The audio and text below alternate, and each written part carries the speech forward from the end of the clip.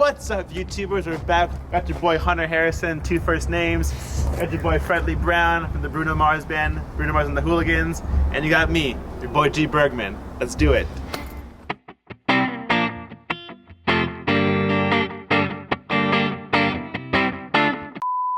Whoa. Slow down there, guys. Not only are we hanging on Phredley Brown, but he's gonna show you guys how to play 4 of Bruno Mars' most famous songs, with tab included. Let's go.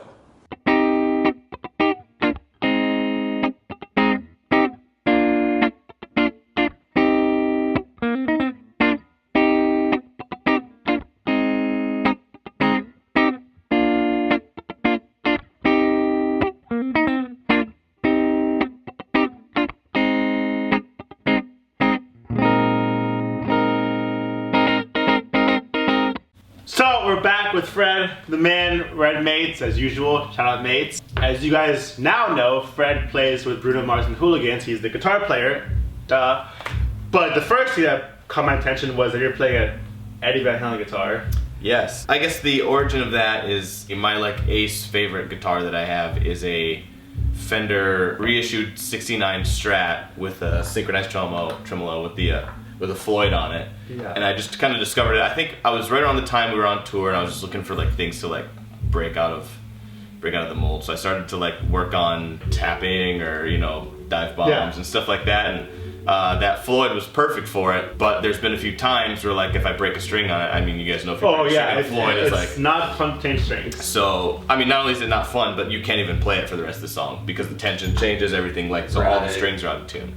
Yeah. So it got to a point where I was like, well, I need things to back up that guitar. So we just started looking around, and I reached out to a friend at Fender, Billy Siegel, who helped me get a hold of one of these, which is sort of like the tour version of his Wolfgang from 2015, I want to say. That's so cool. Yeah, actually don't get to play it as much as I'd like to when I'm on the road, because obviously a lot of it is clean pop. Yeah. Funk do you get to structures. do any dive bombs though? I do have some dive bombs in the show. There's one right at the top of Runaway. Let me see if I can do it. So we're waiting. Bruno's counting the song off in a bass dab.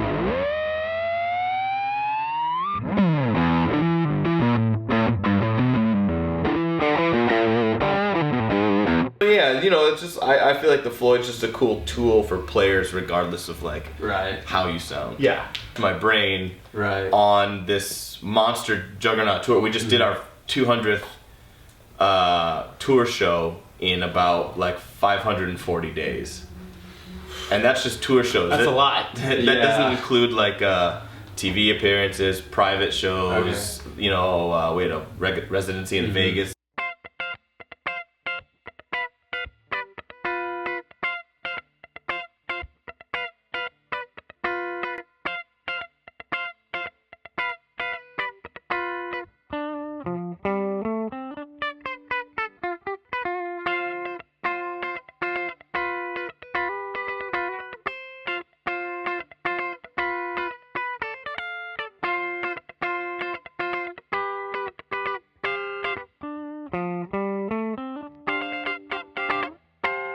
Cool. So how did you get involved with Bruno Mars, and kind of tell us a little bit about your story? Okay. I moved to LA in 2009. Okay. I was working at the piano bar and playing in basically as many bands as I could. Just came to LA and I was like, cool. So that's what I was doing in Detroit. It was just basically playing in as many different bands as I could until something led to something else. Yeah. So same thing here.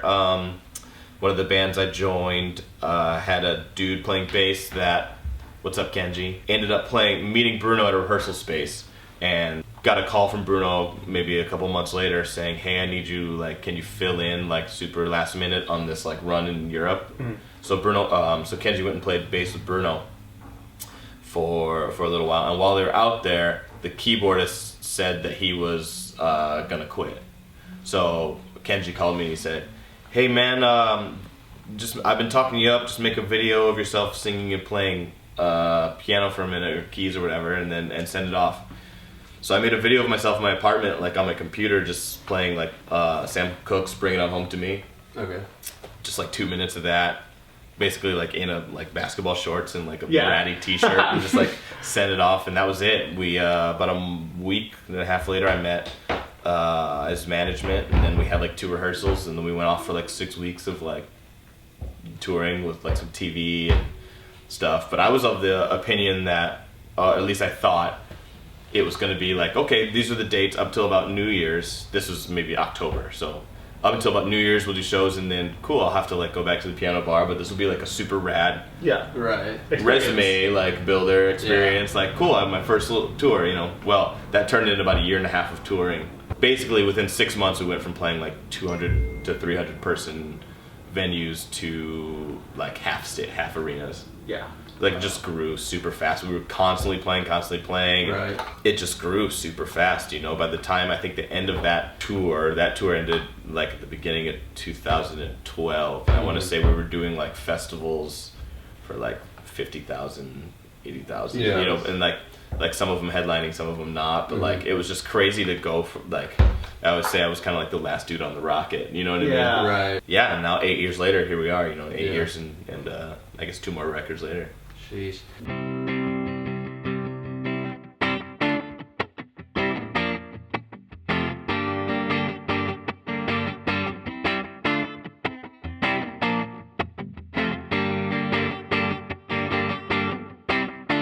So how did you transition from playing keys to guitar, or do you still do a little of both?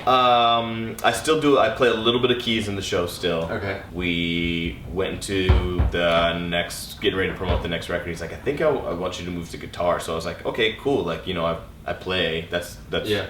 But in terms of like building a rig where it's like, you know, by this time we're starting at arenas. You know what I mean? And we're Right. staying there. So it's like you have to. this was like the first. I was like, okay. Your first major guitar gig on the road. Yeah, right. And it was just a huge one, you know what I mean? And we do a lot of choreography in our A lot, show. yeah. And, you know, standing behind a keyboard, you can kind of do like half the choreography, but like it's all kind of right here, you're locked down. Right. With a guitar, like it was like very much learning how to divide in my brain, like, okay, like my feet are going this way, but my hands going this way, and now I Yeah. gotta go up while my like this. That was, Yeah. that was a weird Wow. weird thing to figure out. Are there examples of where you have to create parts because there aren't any on the song? That's what I like comes to mind immediately, just because there's not really a guitar part on that record, but live, everything just sort of comes to life in a different way. You know what I mean? We're fortunate enough that we're the kind of band that can take something that has elements that we don't have on stage and able to mimic or reinterpret them, you know. The most important thing in something like that guitar part, specifically the hook.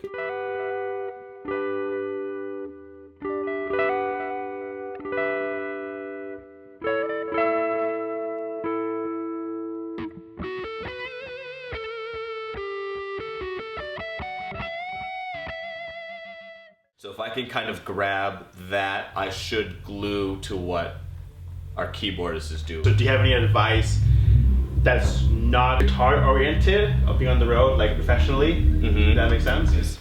As far as like the versatility of a player, you know, if you're a guitar player, that's great. If you can sing some background vocals, that's a bonus. That sets you in a different group of people and maybe will put you out in front of somebody. Or if you can learn Ableton or Pro Tools, or I think that's probably the most valuable asset you can give yourself, is just be able to learn as much as you can about all parts of like a touring industry. All right, guys. We had a great time today at Mates, as always. Hunter, Fred. Make sure you subscribe to our channel. Link down below to all our info, our Instagram page, our Facebook page, our Twitter account. Subscribe to our channel so you keep up to date with our Vertex vlogs. So see you guys next time on Vertex YouTube channel.